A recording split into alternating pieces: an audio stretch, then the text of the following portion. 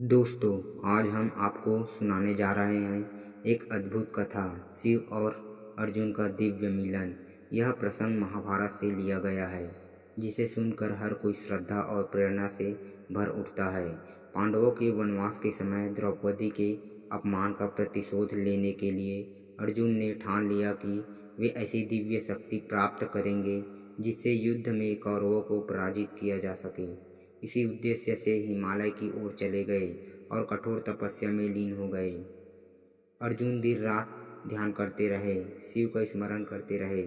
उनकी तपस्या से प्रसन्न होकर देवता बार बार उनकी परीक्षा लेने आए, लेकिन अर्जुन अडिग रहे। तभी शिव जी ने सोचा कि वे स्वयं अर्जुन की परीक्षा लेंगे।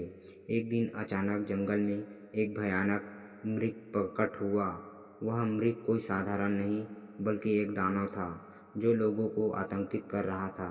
उसी समय अर्जुन ने उस मृग को देखा और तुरंत अपने धनुष पर बाण चढ़ाया।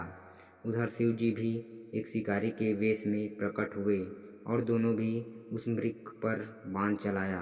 दोनों के बाण एक साथ लगे और मृग वही धराशायी हो गया। अब विवाद खड़ा हो गया कि मृग किसके बाण से मारा गया है। अर्जुन ने कहा, यह मेरा शिकार है, परंतु शिकारी वेश में खड़े भगवान से बोले, नहीं, यह मेरा शिकार है। इस बात पर दोनों में युद्ध छिड़ गया। अर्जुन ने पूरी शक्ति से शिव जी पर बाण चलाए, परंतु शिकारी उन सभी बाणों को सहजता से रोकते रहे। जब अर्जुन ने अग्निबाण और दिव्यास्त्रों का प्रयोग किया, तब शिव जी शिकारी अडिग खड़े रहे। अंततः अर्जुन थक गए, लेकिन हार मानने वाले नहीं थे। उन्होंने धनुष छोड़ दिया और मिट्टी से शिवलिंग बनाकर पूजा करने लगे। अर्जुन की यह श्रद्धा देखकर भगवान शिव प्रसन्न हो गए और अपने वास्तविक रूप में प्रकट हो गए। देव के देव महादेव को सामने देख अर्जुन विस्मित और भाव विभोर हो गए। उन्होंने तुरंत सिर झुकाकर महादेव को प्रणाम किया।